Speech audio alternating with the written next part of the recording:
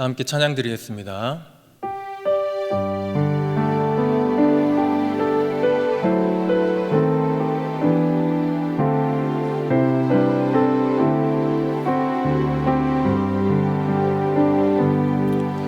내가 주인 삼은 모든 것 내려놓고 내 주 대신 주 앞에 나가 내가 사랑했던 모든 것 내려놓고 주님만 사랑해.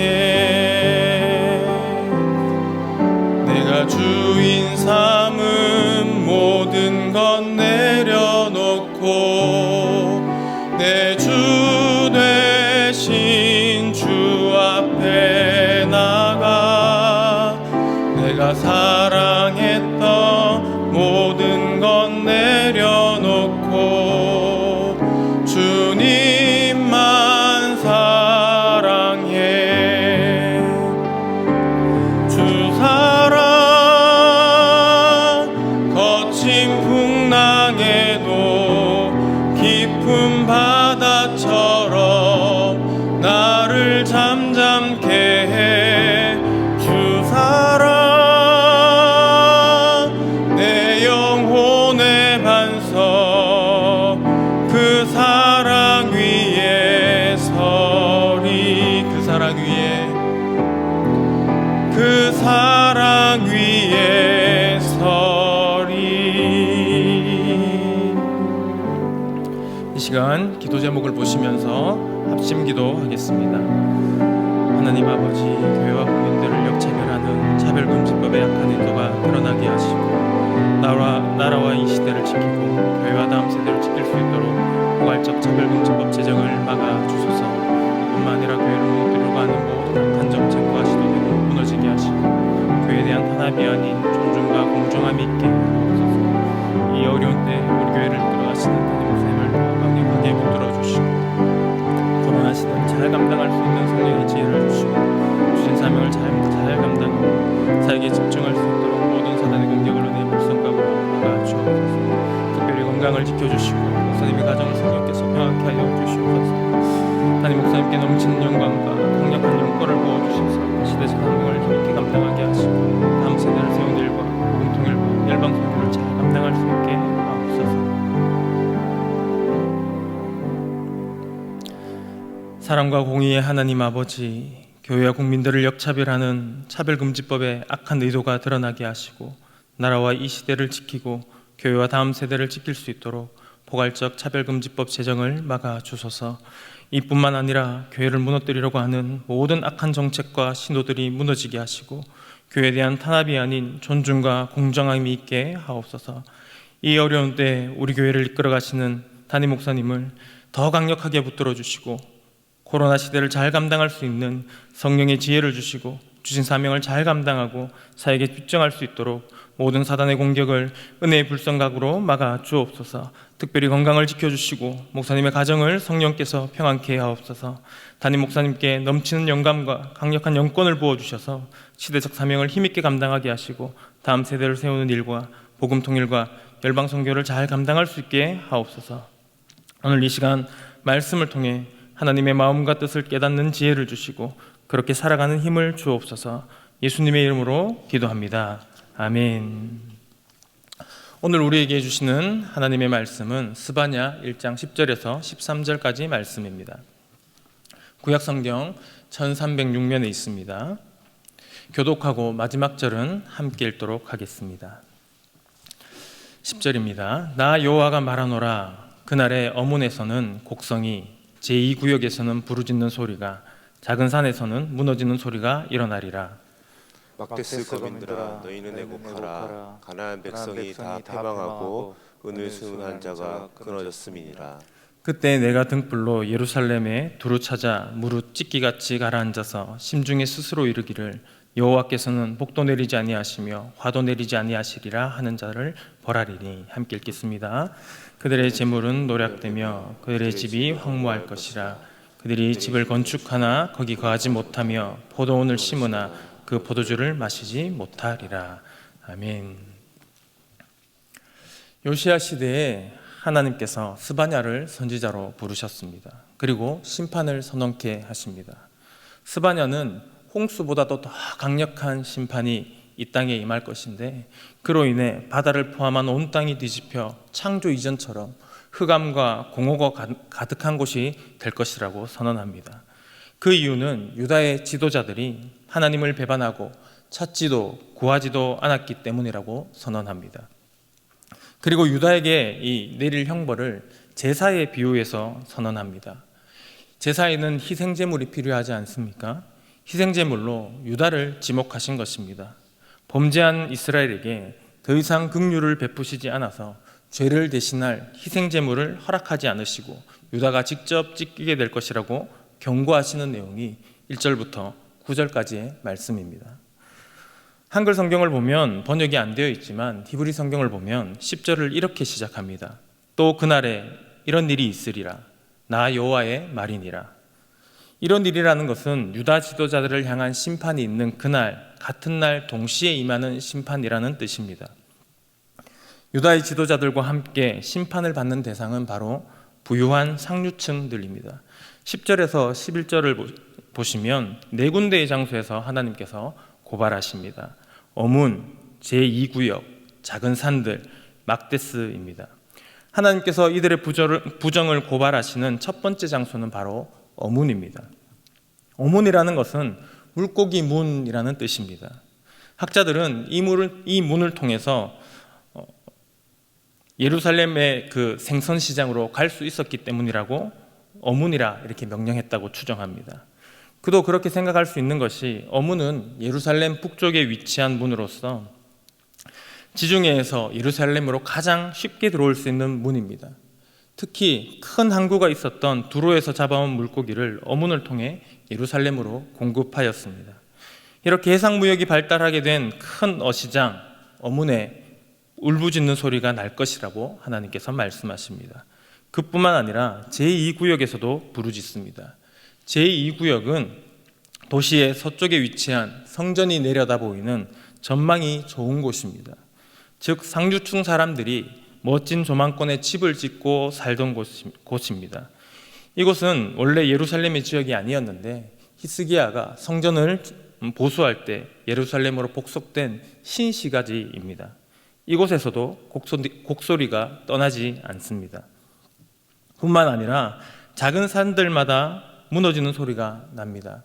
좀 더 쉽게 표현하면 언덕마다 울부짖는다라는 말인데, 이 언덕들은 성 안에 지대가 높은 지역에 위치한 마을, 주택가를 의미합니다. 여기도 울부짖는 소리로 가득합니다. 여기서 끝나지 않습니다. 막데스는 정확하게 무엇을 의미하는지 알 수는 없지만 문맥상으로 보면 저지대를 의미하는 것으로 생각해 볼 수 있습니다. 이 지역은 많은 상인들이 살던 상가거리, 즉 번화가를 말합니다. 이곳에도 곡소리가 처량하게 울려 퍼집니다. 경제의 중심지인 시장과 그리고 고급 주택가, 그리고 높은 곳에 위치한 주택가나 생업이 이루어지는 낮은 지대 할 것 없이 울부짖는 소리가 떠나질 않습니다. 지금 예루살렘 곳곳에 울부짖는 소리가 가득 찼다라는 것이죠. 이것은 개인적인 슬픔의 차원이 아닙니다. 공동체적인, 나라적인 큰 슬픔에 빠졌다라는 표현입니다. 남녀노소, 빈부, 신분에 상관없이 그 누구도 예외 없이 곡소리, 장례식장처럼 통곡소리에 처하게 될 것이다 라고 말씀합니다. 그날이 언제입니까? 여호와의 심판의 날입니다. 이 날이 되면 그동안 악착같이 모으고 쌓았던 재물은 소용이 없게 됩니다. 11절 하반절 말씀입니다. 가나안 백성이 다 패망하고 은을 수운하는 자가 끊어졌음이니라. 여기서 가나안 백성이란 팔레스타인 지역, 즉 유다 지역에 거주하는 이방인들로 무역업자나 상인들을 말합니다. 이스라엘과 다른 지역을 연계하는 중개업자들인 것이죠. 그래서 상인들을 가나안 백성이라고 별명처럼 통상적으로 부르기도 하였습니다. 11절 하반절에서 가나안 백성과 은을 수운하는 자를 동의적 대꾸에 놓고 있기 때문에 이들은 거대 상인, 거상으로 막대한 부를 축적하고 있는 자임을 알 수가 있습니다. 은을 수운한다라는 것은 즉 돈을 짊어지고 있는 자라는 뜻입니다. 이들은 자신이 짊어지고 있는 부를 의지하고 믿고 살았던 사람들입니다. 돈이 곧 힘이고 미래이며 확실한 보장이라고 생각했던 사람들입니다. 그들에게는 돈이 곧 신이었습니다. 그런데 여호와의 그날, 심판의 날이 되면 그들에게는 곡소리만 남게 될 것입니다. 그들이 믿고 의지하던 돈이 자신들을 지켜주지 못할 것입니다. 선지자는 지금 이 사실을 마치 이루어진 것처럼 수동태 완료형으로 끊어졌다라고 선포하면서 심판을 확증하고 있습니다. 그렇다면 그들의 구체적인 죄가 무엇인지 하나님께서 감찰하시는 모습을 보여줍니다. 머릿속으로 상상하면서 한번 따라와 보십시오. 12절을 보시면 하나님께서 등불을 들고 예루살렘으로 들어가십니다. 어둠은 빛이 오면 물러가기 마련입니다. 어둠 속에서는 그 어떤 악행을 저질러도 구분되지 않습니다. 그러나 빛 가운데서는 모든 것이 드러나게 됩니다. 지금 하나님께서 진리의 등불을 비추셔서 그들의 죄악을 찾고 계십니다. 그리고 그들 심중에 찢기같이 가라앉아 있는 진심을 드러내십니다. 찢기가 뭔 줄 아시죠? 찌꺼기를 말하는데 술이나 청을 담글 때 골고루 섞어야 발효가 잘 되지 않습니까? 그리고 때가 되면 그것을 걷어내어야 쓴맛이 없고 맛있지 않습니까? 잘 섞이지 않고 한 곳에 뭉쳐져 있으면 발효가 되는 것이 아니라 썩고 맙니다. 겉으로는 안 보였지만 진리의 등불을 비추고 보니 지금 그들의 마음은 가라앉아 있는 찌꺼기같이 부패하였습니다. 어떻게 부패했습니까? 하나님은 복도 화도 내리지 않는다. 복도 화도 내리지 않는 신이 누구입니까? 우상이지 않습니까? 즉 하나님은 유명무실한 존재, 의지하지 않아도 되는 존재, 사람들이 자기 마음에 안정을 주기 위해 만든 존재, 여느 우상과 별다른 것 없는 그 이상도 그 이하도 아니다라고 마음속 깊은 곳에서부터 믿고 있었습니다. 예수님께서 마음에 있는 것이 밖으로 나온다고 하셨는데 하나님을 인식하지 않는 그들이 재물을 정직하게 모았을까요? 아니면 수단과 방법을 가리지 않고 속이며 착취했을까요? 13절 말씀입니다. 그들의 재물이 노략되며 그들의 집이 황무할 것이라. 그들이 집을 건축하나 거기 거하지 못하며 포도원을 심으나 그 포도주를 마시지 못하리라. 한글 성경에서는 번역이 생략되어 있지만 히브리 성경을 보면 그러므로라고 시작합니다. 하나님이 없다 하기 때문에 그러므로 그들의 재물은 노략될 것입니다. 하나님이 없다 말하고 온갖 악행으로 재물을 노략한 그들이 자신들이 한 방식 그대로 노략당하게 될 것이라고 말씀합니다. 이웃의 돈을 속이고 착취하여 쌓아올린 전망 좋은 집이 황무지가 될 것이다 라고 판결 내리십니다. 부정한 재산을 모은 상류층들이 열심을 내어 다시 집을 짓고 포도원을 일군다고 할지라도 그 혜택과 소득을 누리지 못한다고 말씀하십니다. 이렇게 하나님은 요시야 시대의 부패를 심판하십니다. 그들 마음에 찢기가 가라앉아서 하나님은 무능하다 하였습니다. 반면에 돈에 대해서는 자신들의 미래를 책임지고 현재의 힘과 명예를 안겨주는 신처럼 추앙하며 모아드렸습니다. 하나님이 없다고 인식하는 이들이기에 낮은 곳에서부터 수단과 방법을 가리지 않고 속이며 착취하여 점점 높은 곳에 자신의 집을 쌓아 올렸습니다. 하지만 하나님은 그렇게 쌓아 올린 것을 너희가 누리지 못하고 먹지 못할 것이라고 선언하십니다. 믿고 의지하던 돈이 너희의 미래를 책임져 주지 못해 슬피 울 것이다 라고 말씀합니다. 오늘 말씀을 보면서 예수님께서 비유로 말씀하신 그 부자가 생각났습니다. 이 부자는 풍성한 수확을 창고마다 쌓아두고 더 큰 창고를 지어서 몇 해를 먹고 쓸 수 있도록 저장해 두었습니다. 그리고 그 스스로 이렇게 말하지요. 영혼아, 여러 해 쓸 것을 많이 쌓아두었으니 평안히 쉬고 먹고 마시고 즐거워하자. 그러나 하나님께서 이 부자에게 뭐라 질문하십니까? 어리석은 자여, 오늘 밤에 내 영혼을 데려가면 내가 쌓아둔 모든 것이 누구의 것이 되겠느냐? 여기에 대해서 시편 기자는 이렇게 말합니다. 여호와를 경외하며 그 도에 행하는 자마다 복이 있도다. 내가 내 손이 수고한 대로 먹을 것이라. 내가 복되고 형통하리로다.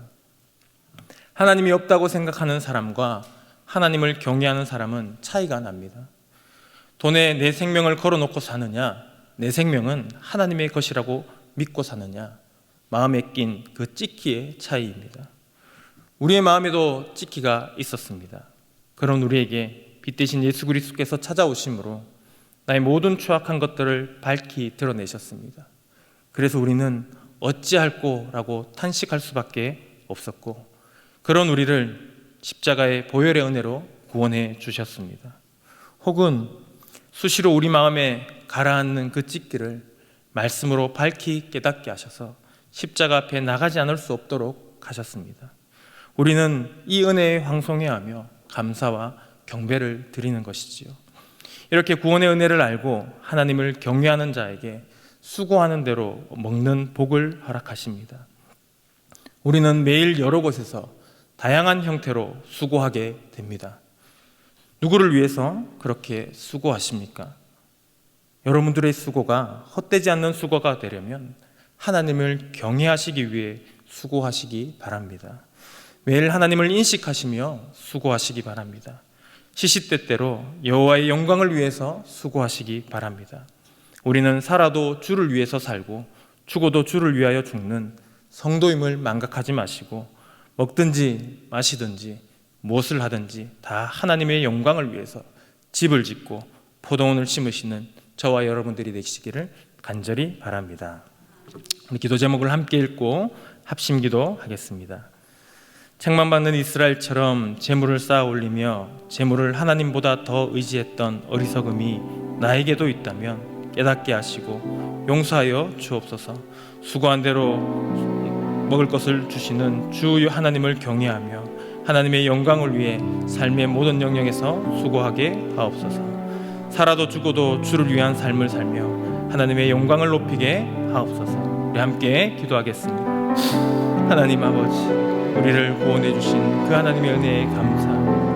우리 마음속에도 진기가 가득한데 하나님, 우리의 마음을 밝히 생명의 빛으로 드러내어 주시고 하나님을 위해 살아갈 수 있도록 도와주시옵소서. 마음에 찢기가 가득해서 책망받았던 이스라엘처럼 재물을 쌓아올리고 재물을 하나님보다 더 의지한 어리석음이 우리에게 있다면 말씀의 빛으로 깨닫게 하여 주시고 용서하여 주시고, 수고한 자에게 수고한 대로 먹이시는 그 하나님을 경외하며 하나님의 영광을 위해서 모든 삶의 영역에서 수고할 수 있게 하여 주시옵소서. 살아도 죽어도 주를 위한 삶을 살며 하나님의 영광을 높이게 하여 주시옵소서.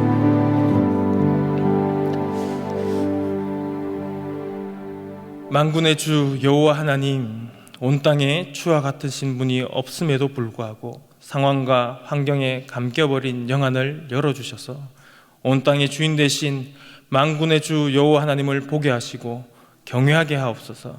먼저 오직 그의 나라와 그 일을 구하면 모든 것을 더하시는 하나님을 경외하게 하옵소서.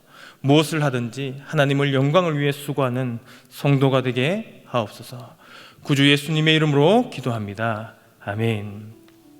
계속해서 담임 목사님과 교회, 나라와 민족과 선교사님을 위해 기도해 주시고 기도회를 마무리해 주시기 바랍니다.